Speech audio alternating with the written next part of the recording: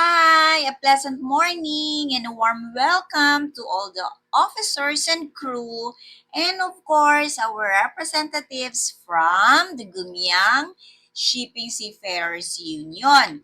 So, I am again your teacher for today, Teacher Shelly, and I would like to welcome today all of you for our day 2 of our week 69.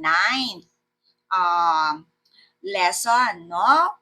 Here at the Maritime English course. So it is an honor for to have the union join us again today as we continue to elevate our global communication standards.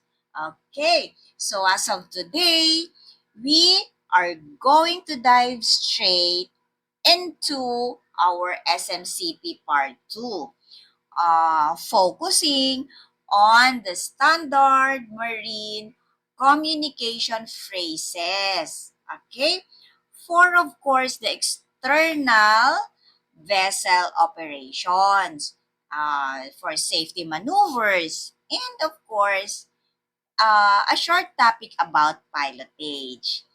Now, in our line of work, no, a clear language of course isn't just about compliance.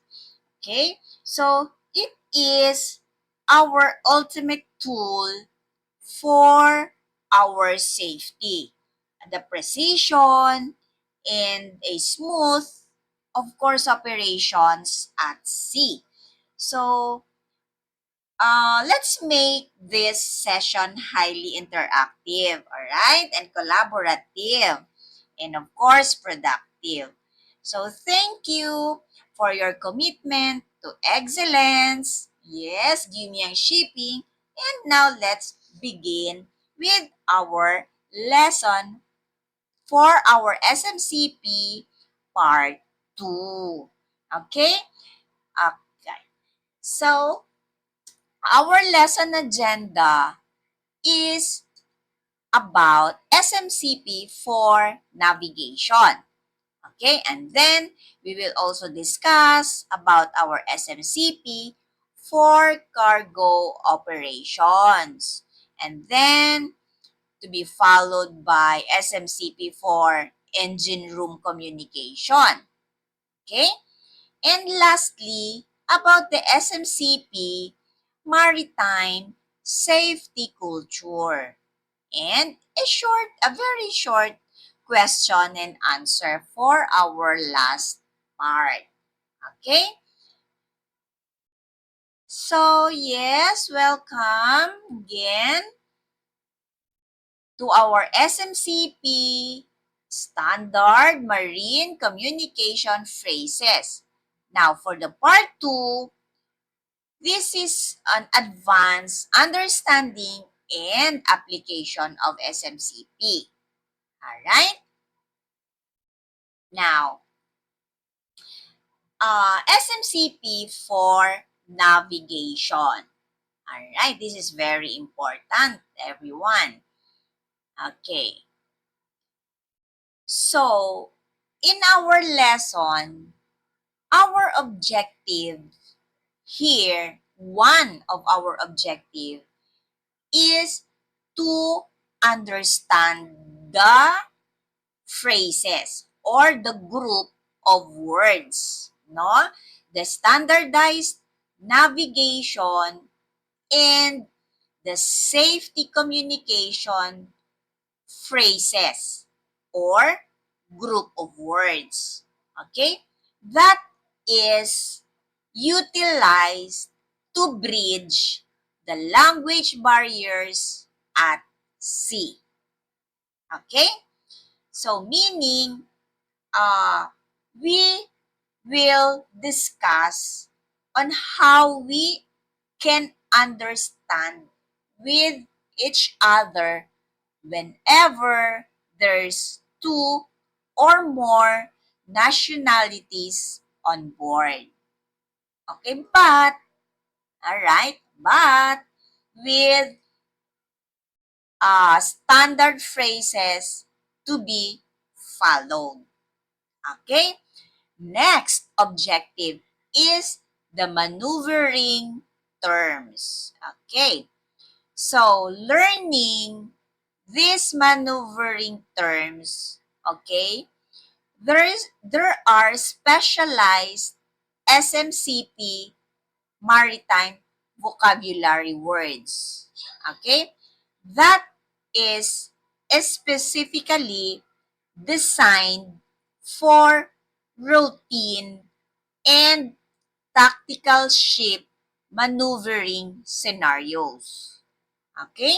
We will not just use um, words or phrases or group of words just because we like to use that, okay? Or we like to use it, okay? But we always have to think and follow the standard phrases, okay? The third objective here is about safety protocols, okay?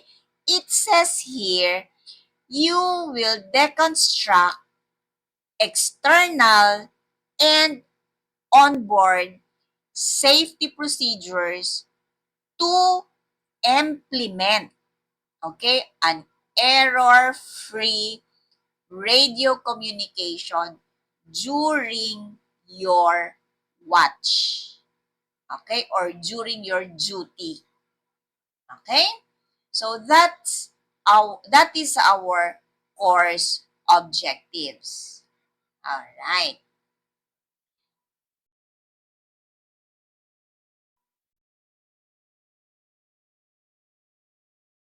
Okay.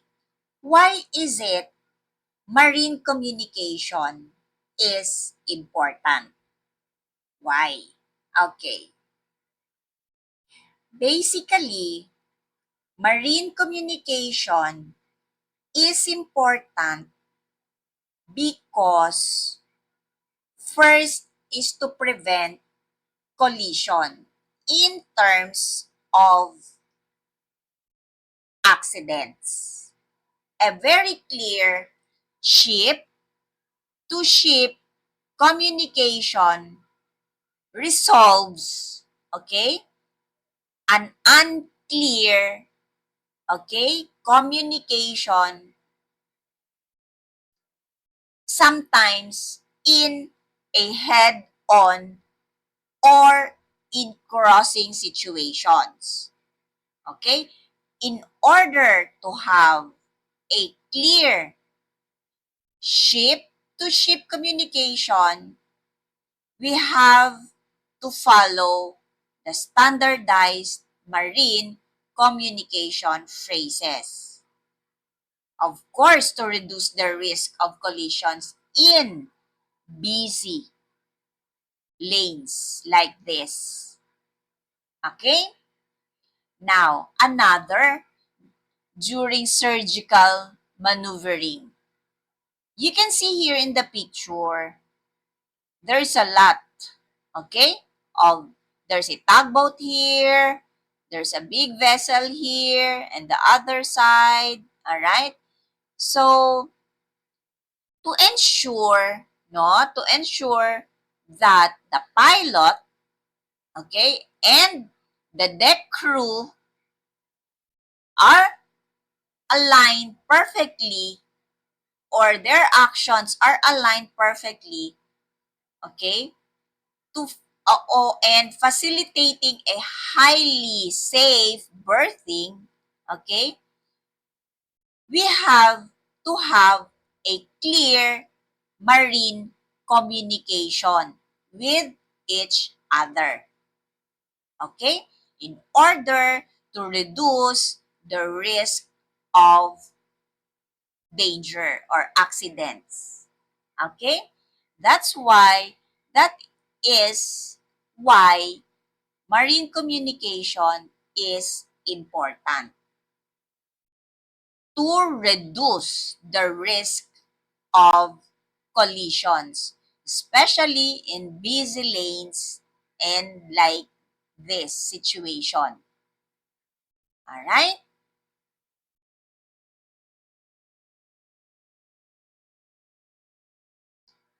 Okay, there are common navigation phrases. One of these is alter course to starboard.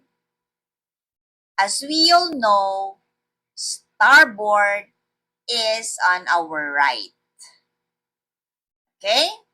Now, when you say alter course to starboard, this is a common navigation phrases, meaning you have to alter, okay, your course to starboard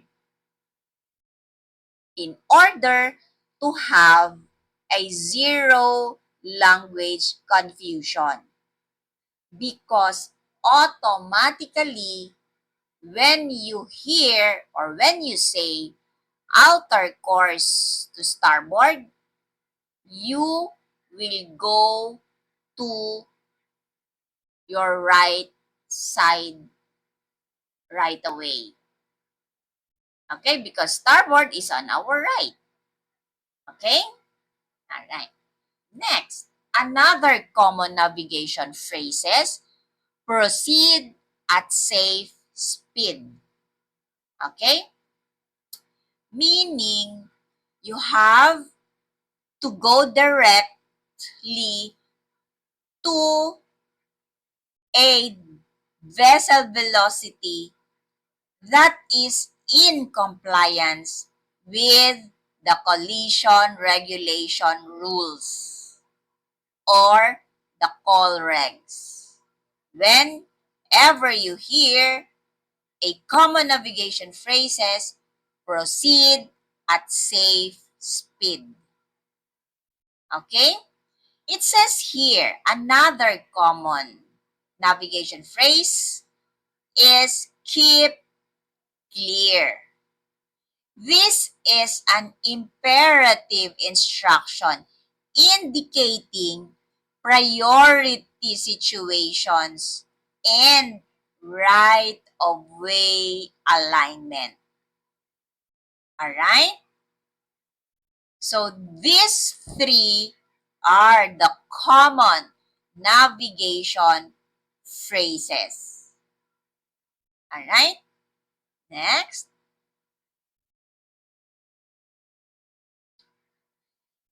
Okay, when we say restricted visibility rules, we have here the radar and active tracking. Okay, in a radar plot, okay, here, we always verify our targets, right? We can always see it here through the radar.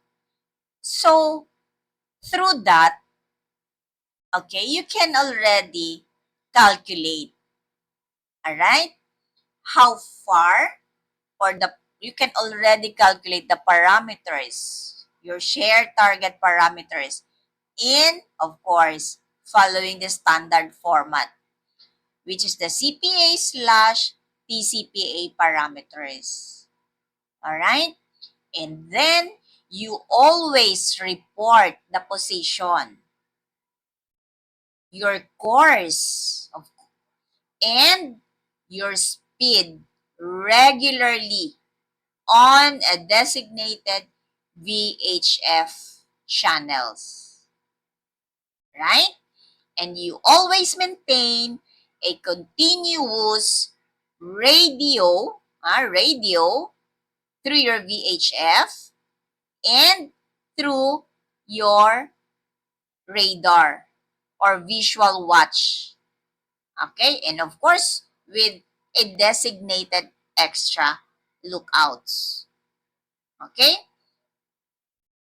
That's about radar and active tracking. All right, let's go to what they call the TSS, which is traffic separation schemes. Okay.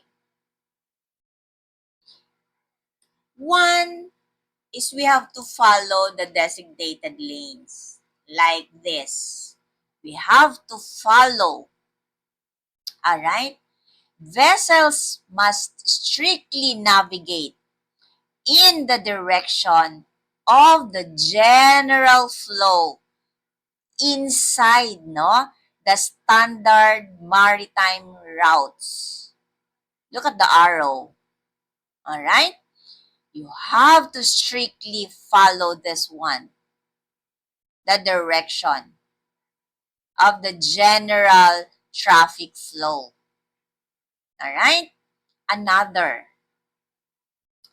in communication, okay, communicate navigation intentions. All right.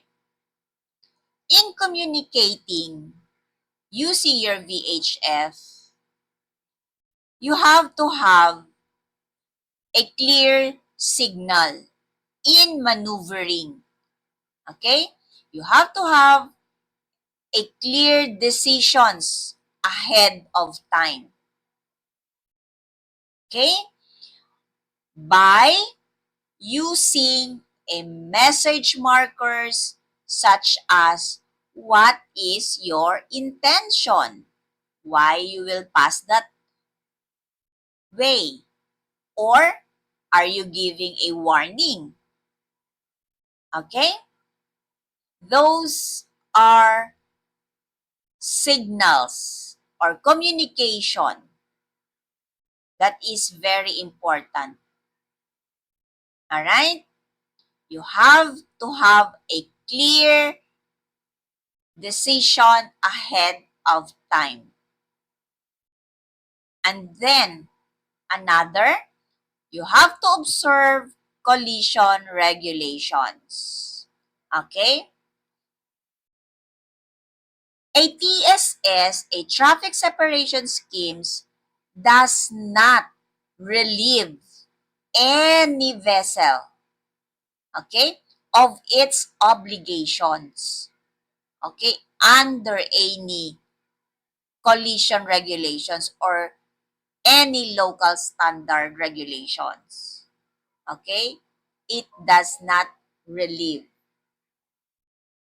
So that is the traffic separation schemes or the TSS. All right. Here, pilotage communication.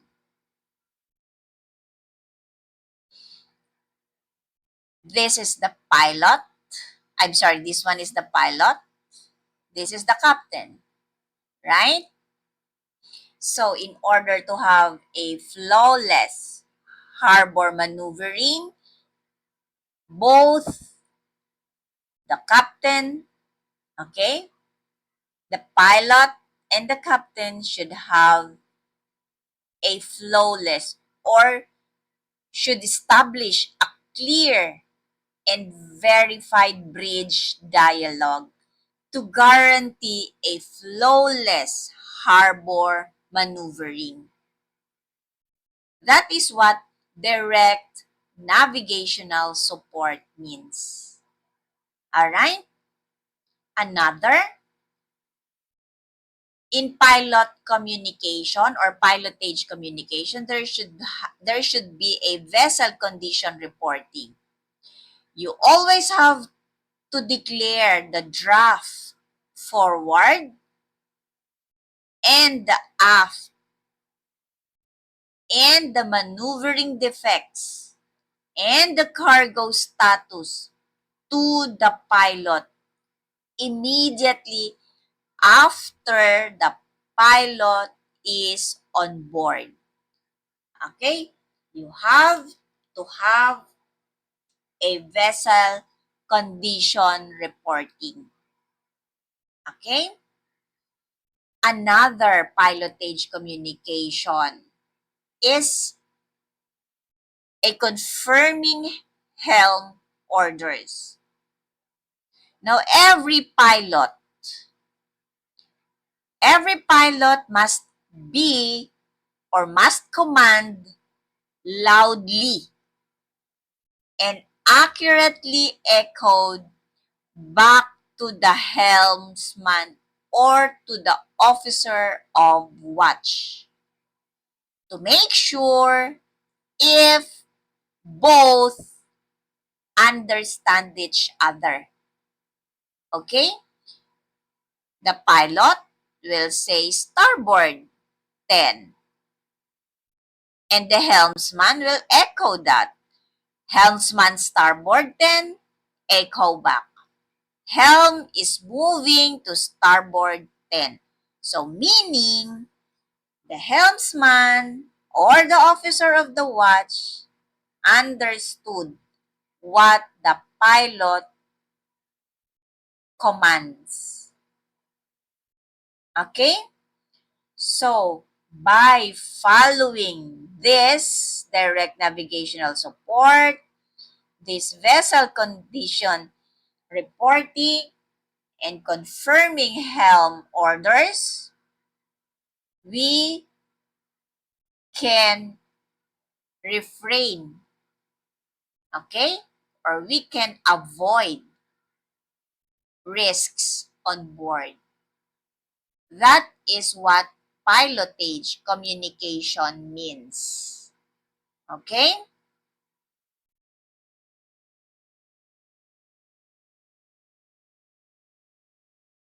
Yes. Bridge team synergy.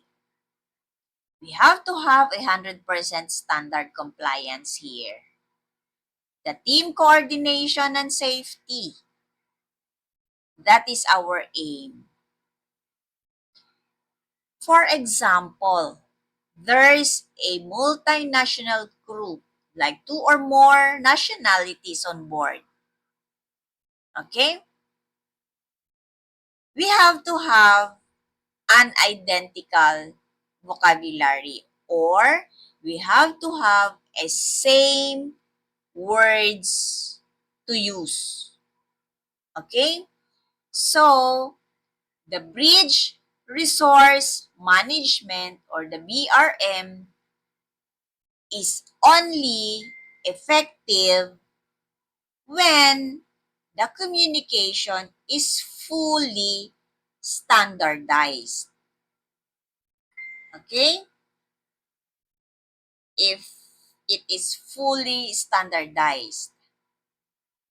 Now, we have to eliminate same words or unclear expressions or shall we say colloquial language.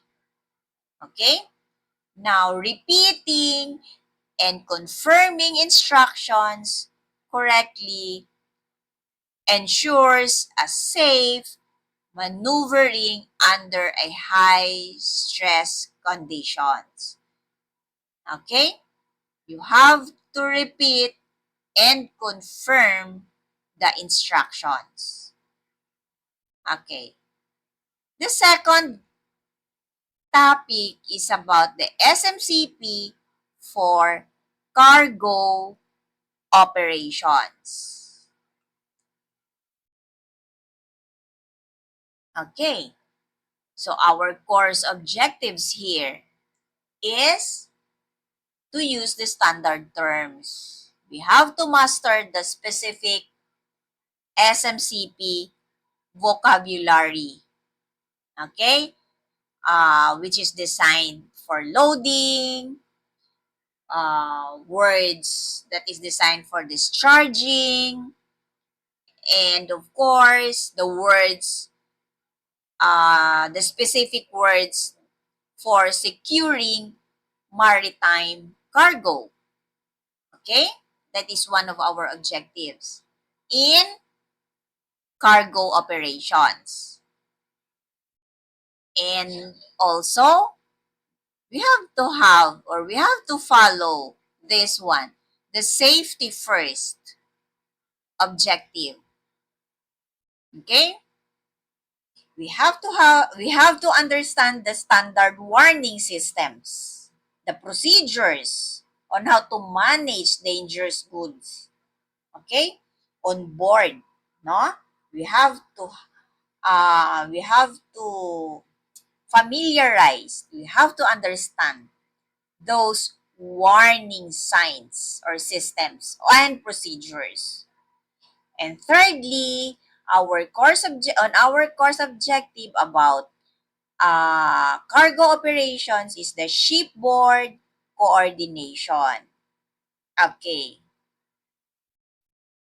Since there are crew on deck part and in the engine room, okay, and in the and there are also terminal crew, okay, we have to explain, you have to explain the critical lines of communication between each other.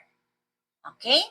So these three, the standard terms, the safety first, and the shipboard coordination are our course objectives with regards to SMCP for cargo operations.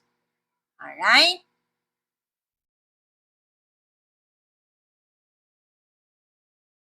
Okay, about the value of communication.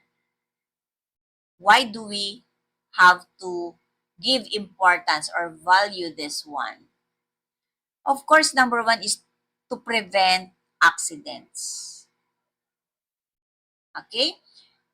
Imagine everyone, okay? If there is unclear commands, okay, unclear, how can we have a safe, okay, cargo operations, right? And also, we have a cargo and ship protection. We have to value that one, okay? So, a direct standard reporting, of course, safeguards the delicate commodities. Okay, you maintain the ship stability. Okay, and then you minimize the stress on structural frames of the vessel. Imagine if there's a miscommunication, there is an unclear commands. What will happen to your cargo, to the crew, and to the vessel itself? That is why the value of communication is very important. As long as we will follow the SMCP phrases. Okay?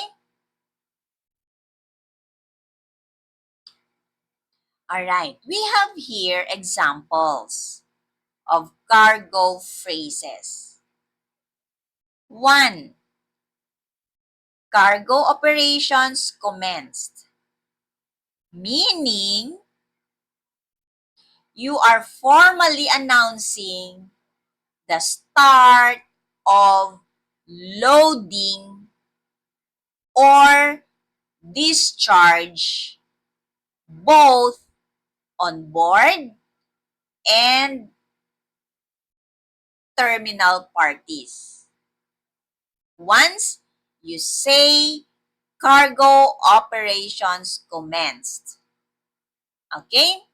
That is an example of a cargo phrases. Common cargo phrases. Another example. Stop loading immediately. Okay. Meaning, this is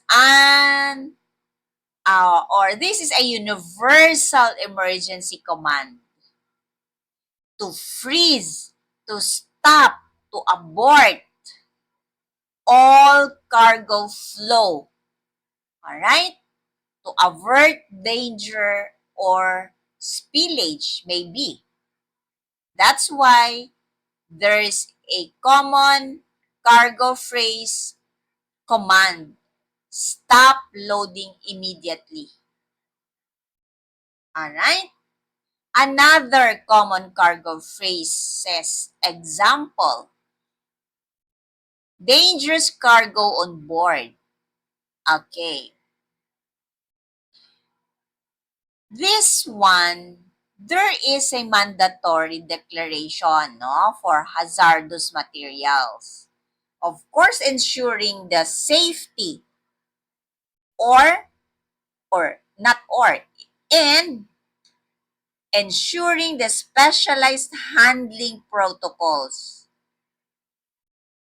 We have to make sure that it is active because you already informed that there is a dangerous cargo on board.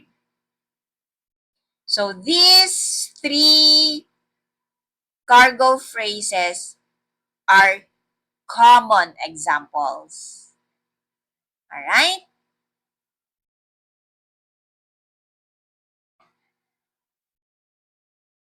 Okay. We have hazardous cargo rules. Okay? The standard reporting of these dangerous goods or the IMDG classes guarantees the crew is equipped, no, for emergency firefighting and containment measures. Okay? You have to have these rules. This is mandatory. Okay? A warning messages or structures or what do you call this? Signs. Okay? And this must be issued to neighboring vessels and port control. Okay? And then we have to maintain the visual distress signals of this when loading hazardous or explosive items or cargoes. Okay? This one or all of this should be visible. Alright? To prevent risks. Okay.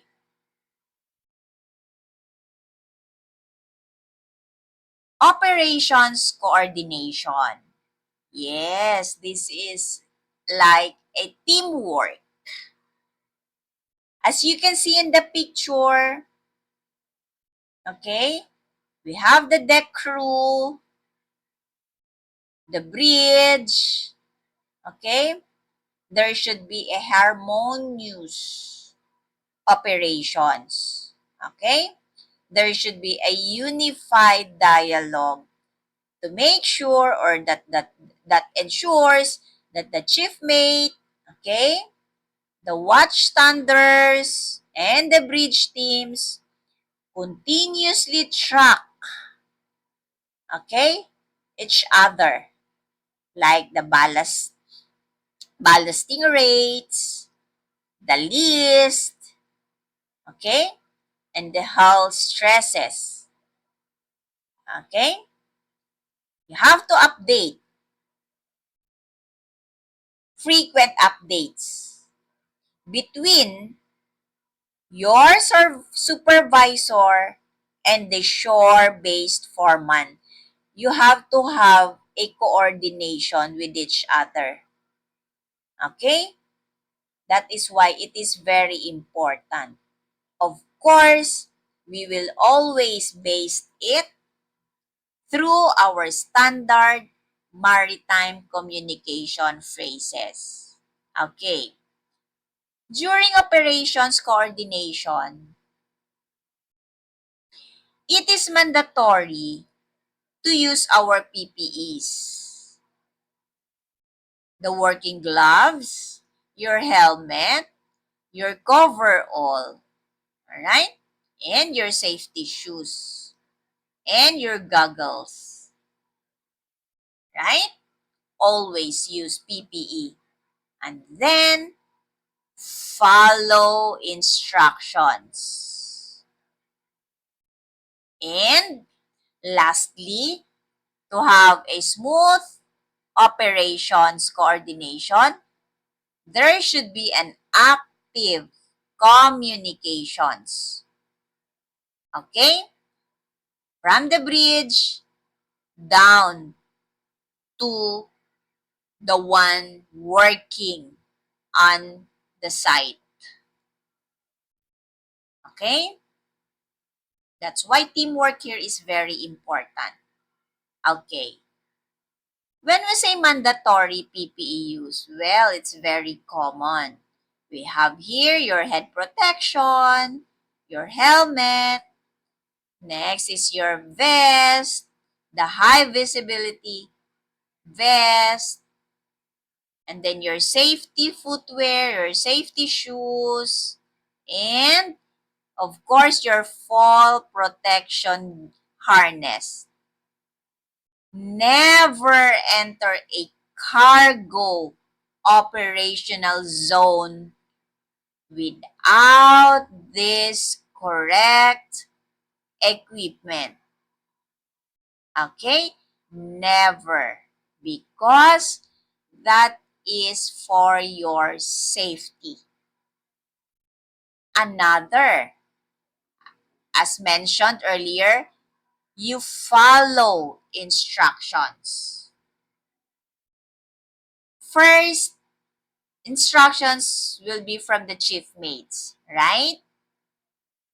Because he is the one holding the approved plan. We have to follow his instructions. Okay? Then the pre-calculated sequencing. And then verifying the depth. You have to confirm the numbers that was instructed to you by the chief mate. And whenever there's deviations, you notify the chief mate immediately before proceeding. Again, another, never commence or begin or end cargo operations without a clear approval instructions from the chief mate. Okay, calling all chief mates who are listening. Okay? Never commence cargo operations without a clear and approved instructions from your chief mate or chief officer. And then the third is active communication. There should always be a continuous radio channeling. There is a direct and concise messages, the essential informations without filter. And you have to verify the information. You have to cross-check the data. And you repeat the back, okay, acknowledgements. Earlier, I mentioned if the pilot will instruct the helmsman will echo it back to the pilot. Okay? That is what active communication means. Here, it's not the pilot, but from your senior officer. Alright? Again, never execute an operation without an accurate and confirmed communications. Alright? So we have to aim 100% precision target. Okay? The impact of clarity, meaning a clear communication. Because imagine if there's a vague instructions or incorrect instructions, there will be or you will compromise the ship stability. So 100% precise phrasing prevents lashing failures, for example, or prevents water ingress, for example. That is why miscommunication is a major factor in container loss at sea. Okay? That is why adhering strictly to SMCP eliminates localized slang and standardizes the shipboard expectations. Okay?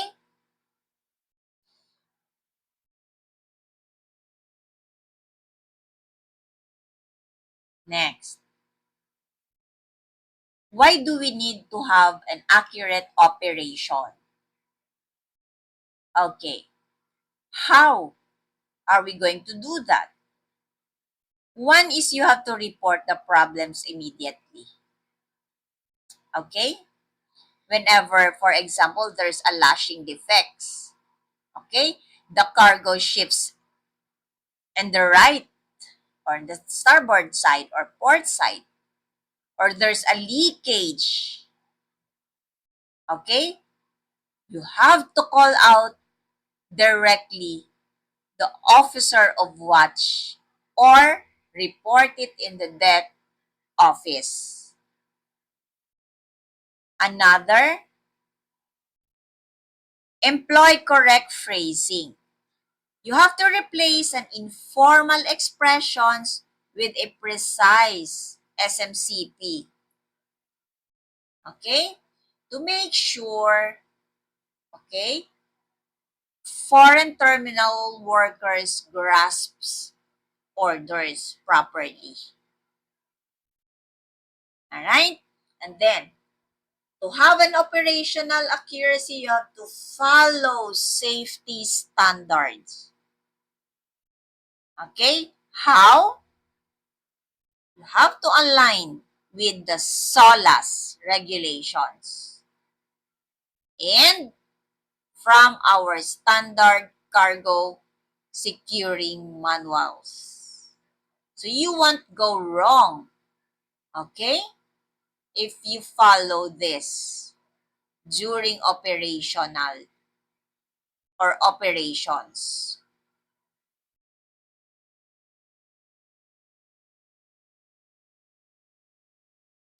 Okay, SMCP for engine room communication.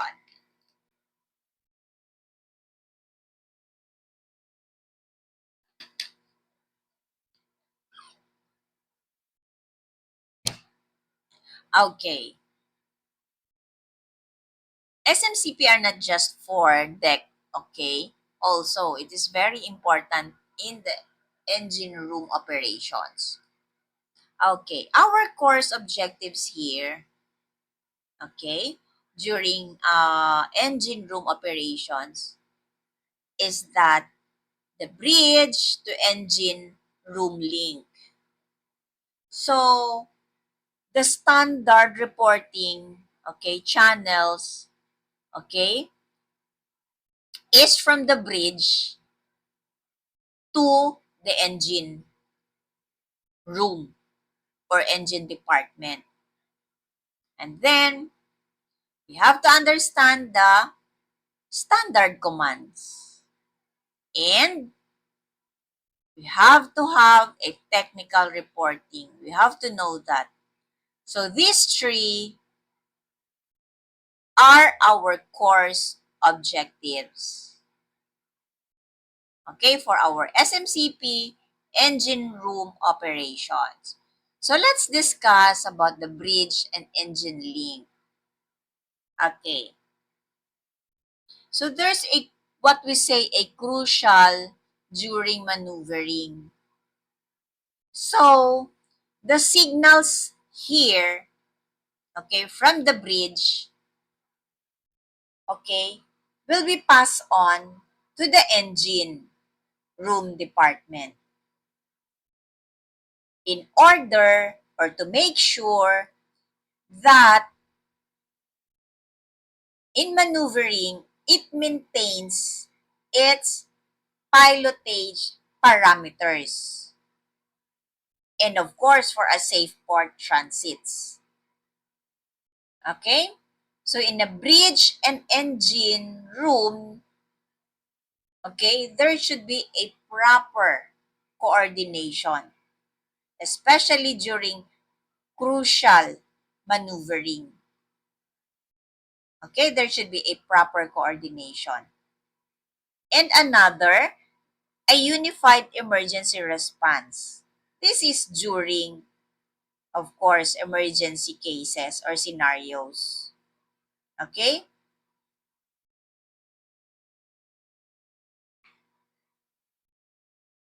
Yes, we have also common engine commands. No? If we have common deck operations phrases, we also have examples for our engine commands. Okay, one is standby engine. Of course, standby engine. This one notifies the engine crew that maneuvers are starting. Okay? You are requiring a manual control of steam,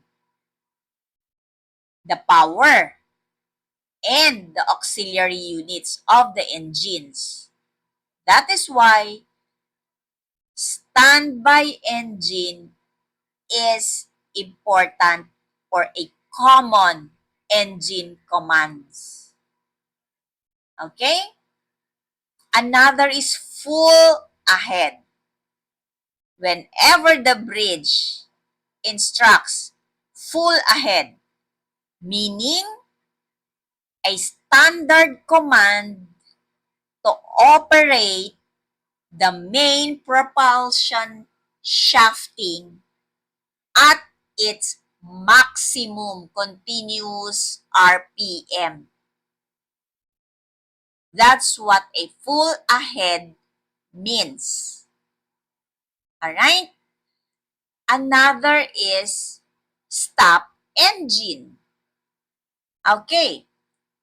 Meaning, you are immediately disengaging or it disengages a full delivery or the main shafts to stop or to cease all active forward propeller thrust. Okay? These are the common engine commands. Standby engine, full ahead, stop engine. Okay.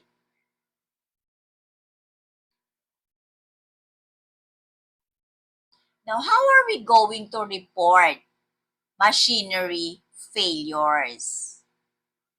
Okay. This is the engine control room. Now here, you have to limit the jargon words. You have to use the standard reporting structures. whenever there is a machinery failures. Okay? The engineers must communicate, okay, machine through its machine parameters, their alarms, okay, and their emergency limits, no? They have to communicate to the bridge or to the officer of the watch.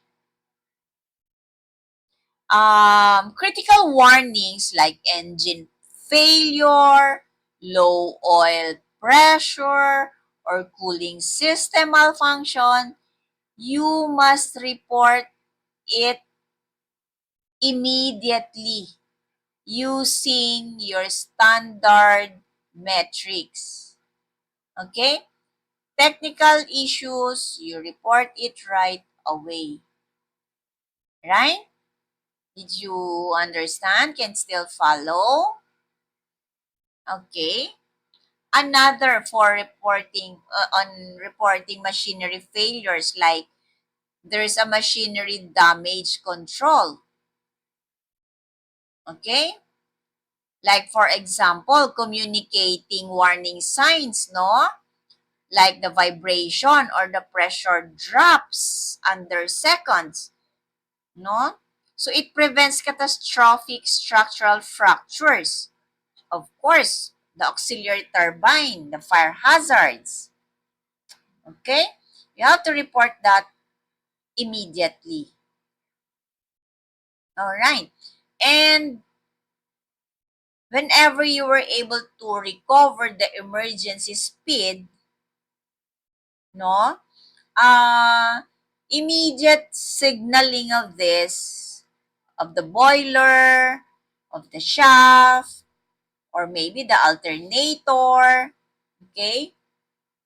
It enables the deck crew to deploy like emergency anchoring, no? You have to report it to the deck department or to the bridge before grounding risks. Okay?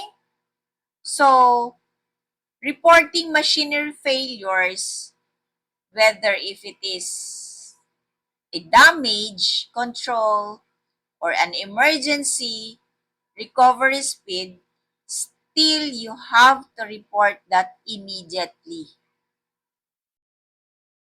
Okay, another, the emergency communication.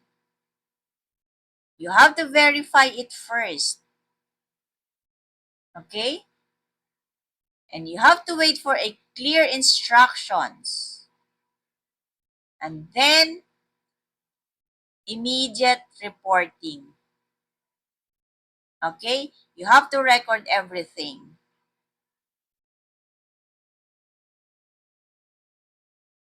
Okay. Why do we need to value the officers and crew? Of course, a stronger coordination or a strong teamwork. Okay? You can run smoothly the vessel, especially during heavy weather condition. If there's a strong teamwork, coordination of the officers and crew, there will be a smooth sailing operations, especially during heavy water condition. Okay? And then mitigating or mitigated operating errors. Okay? When we say mitigated, we have to lessen the risk. Okay? How? We have to remove unclear words or unclear communication. And then, the enhancing of the safety margins. We have to identify which is the hazard path. If there's a system leaks, okay, if there's a structural stress, we have to think of our safety. That's why we have to value each other, the officers in the crew. Okay?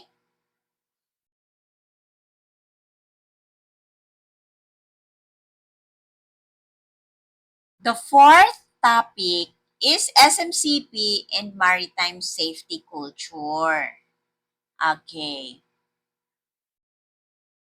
Mitigating operational risk, meaning, as mentioned, less harsh or a less damaging for operational risks. One is we have to understand the critical intersection, no, between the SMCP protocols and the self-regulated onboard safety operations or behaviors. We have to understand that. And also we have to analyze the primary role, okay, that is precise, all right, in order to lessen the operational risks. And basically, we have to promote professionalism. That is our objective. Okay. It says here a unified human commitment. Yes, it is a high quality safety culture. Okay? That is characterized, no, by a shared belief that all accidents are preventable. Really, it is. We have to have a top to bottom commitment on that. Okay? Have to have a human or unified human commitment. Only one human commitment. What is that? The belief that all accidents are preventable. Okay? If we will only follow the safety protocols. We always believe that 80% are human error. The risks and the accidents on board. Now, what is our shield to that? Okay? One is we have to follow the SMCP phrases. Alright? Am I right? You have to have a clear communication. Okay? You have to listen to the instructions. Okay. In order to avoid risk factors. Okay? Because mostly, it's sad to say, 80% of accidents are human errors. Okay? So how? For number one, we have to be professional. Professionalism on board should be followed. You have to speak respectfully and plainly. Remove all colloquial and slang words. Okay? You maintain a professional composure. Do not shout with each other. Even if there are nationalities that are used to it, but we have to refrain from doing that. Okay? We have to speak respectfully and plainly. Okay? Employ the IMO SMCP strictly. Okay? You have to keep active watch channels free of non-essential idle chatter. Right? And observe radio discipline. Okay? In order to have professionalism on board. Okay?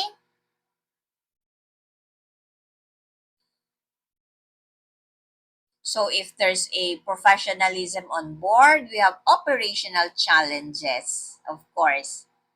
Okay? Now, nowadays, modern vessels features a multinational crew. Okay? So, uh, with their accents. We have different accents for us, Koreans, for the Japanese, for the Filipinos, for Australians, for Russians, no? We have different accents actually. So it's really a challenge for the crew.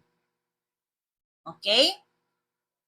Now, in order to have a bridge to engine smooth operations. That is why SMCP was developed. Okay? To it's really a struggle for each, no? For each for each nationality. It's really a struggle. That's why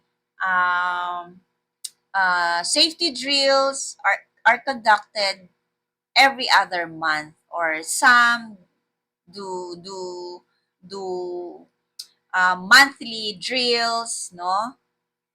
So that is one way that they can have a confidence, even if you have different, even if there are different nationalities on board. It helps, no, familiarize. Now, we have also a safety power of SMCP. We have the standardized code, okay? The spelling, the words, the vocabulary barriers, no? Those are words that are to be followed using SMCP, no? So, basically, the SMCP words are the simplest possible that everyone can understand. Okay?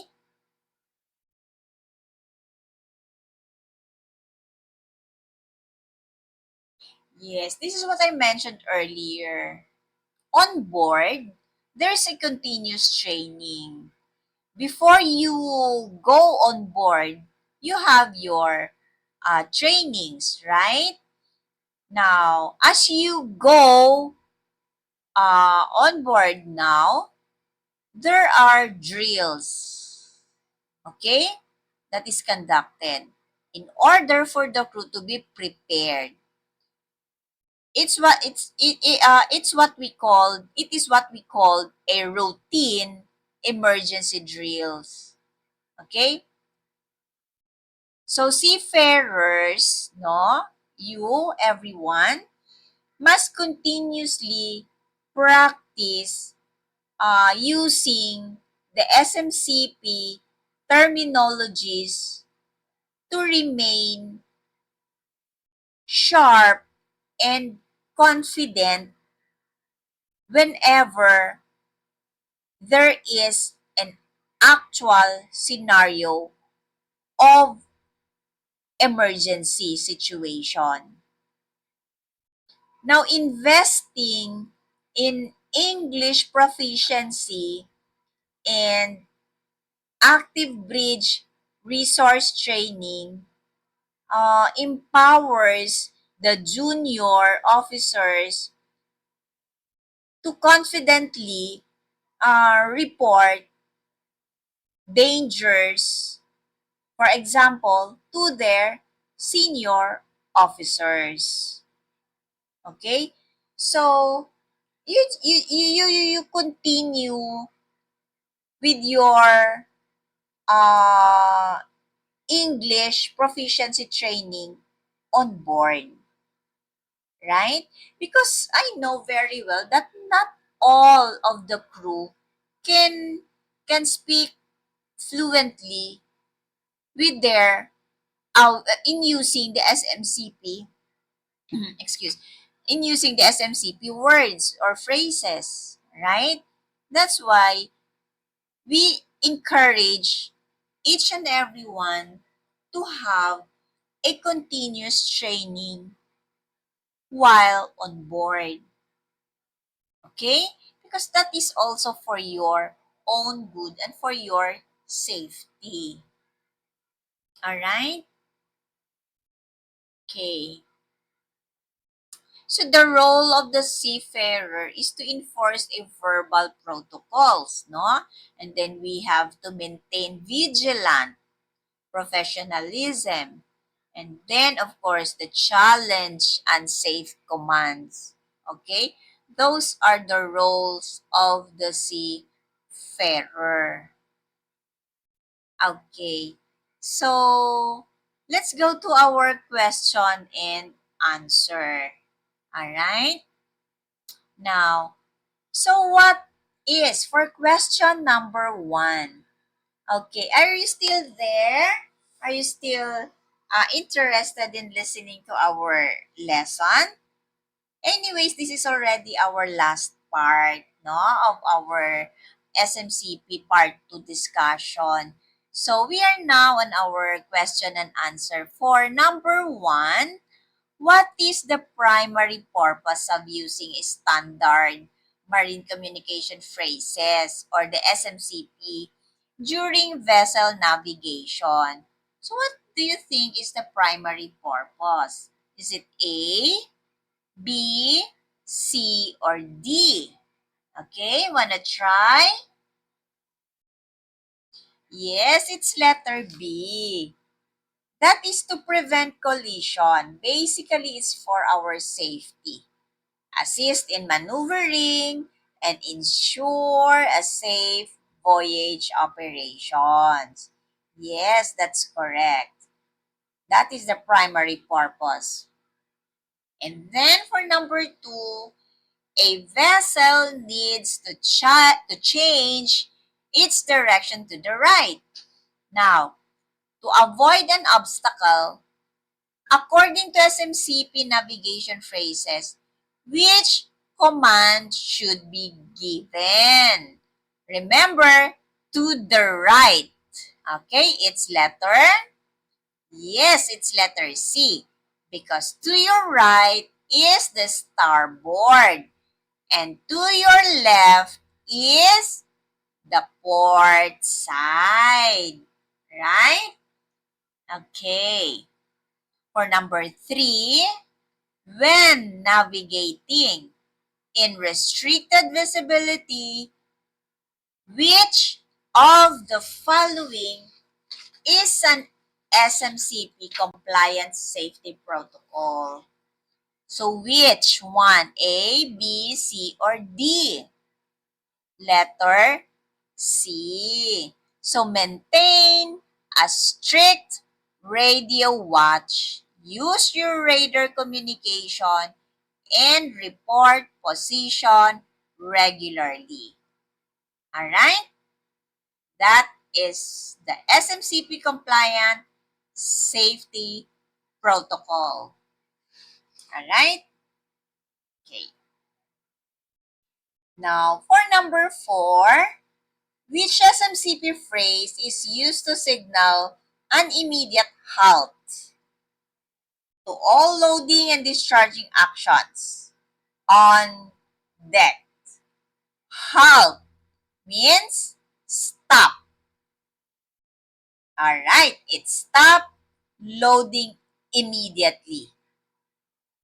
Okay? That's the correct answer.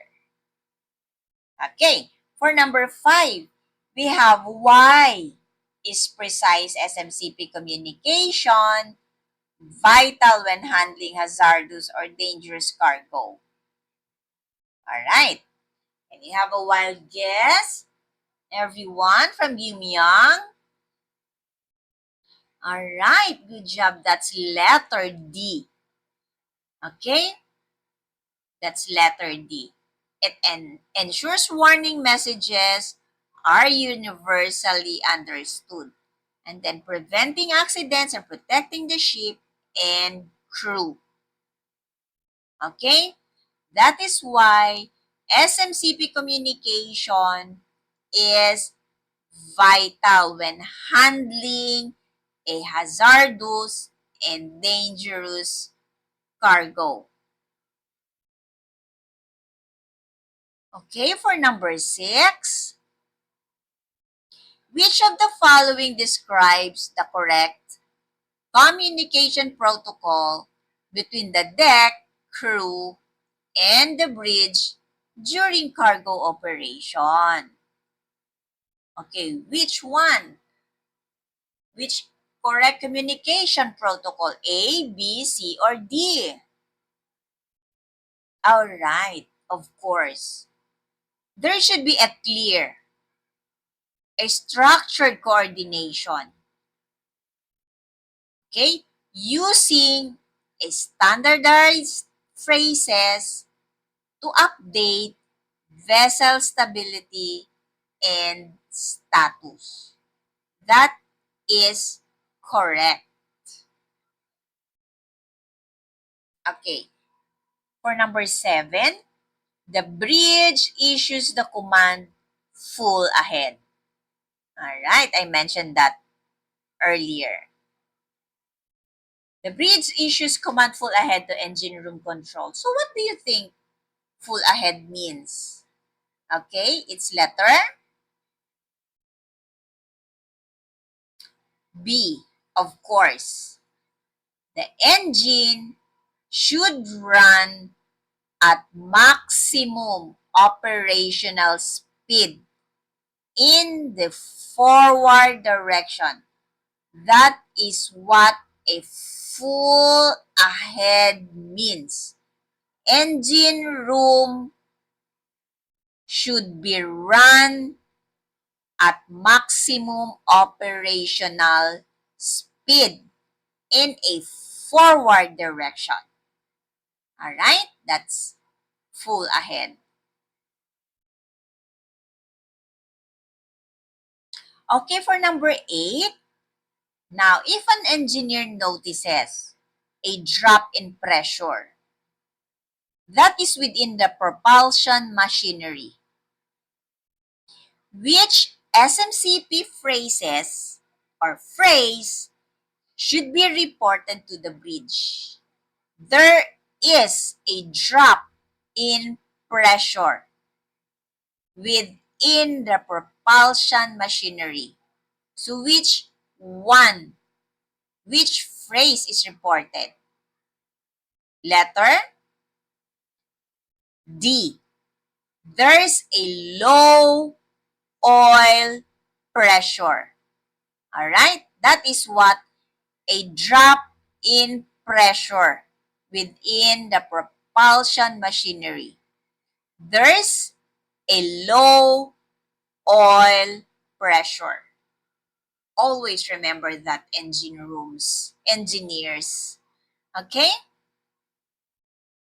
And for number 9, what is a core behavioral requirement for effective communication discipline between the bridge and the engine room? Okay, what is the correct core behavioral requirement? A, B, C, or D? It's A. That's correct. You have to repeat important commands to confirm understanding. Okay? You repeat important commands. And lastly, for number 10, how does the widespread use of SMCP directly strengthen a vessel's maritime safety culture? Okay, so make a wild guess on this. Okay, is it A, B, C, or D? It's letter C. Okay? SMCP directly strengthen a vessel's maritime safety culture, okay? Because it bridges the language barriers among the multinational crew on board, providing a standardized phrases for fast emergency response. All right? Okay. Okay. Now, to, of course, our dedicated seafarers from Gumyang Shipping Seafarers Union, this concludes that our part 2 of our SMCP phrase training is done. And today, we focused on precision, right? And for the safety, and also for the clear communication. Uh, these are the tools that are just as vital to your safety at sea, right? And as any piece of life-saving equipment. Okay, SMCP, really, it's a vital to your safety at sea. Now, the focus and professionalism you have shown today only proves that your commitment to keeping Gumyang vessels safe and efficiently run, right? Now, I would like to say thank you for your active participation, for your time, for your dedication to mastering our standard procedures, no? So, as you head back out to the sea, you can carry these phrases with you, what we have discussed, what we have learned, and you have to keep the communication clear always and look out for one another, of course. All right? So, thank you, Gimyang Shipping Seafarers Union, for the officers and crew and your representatives in joining me for our part 2 of our lesson of SMCP. And have a safe voyage ahead. Okay, fair winds and following seas, everyone. And I'll see you all again after a week. So again, have a good day. I'm your teacher for today, Teacher Shelly. Okay, bye everyone.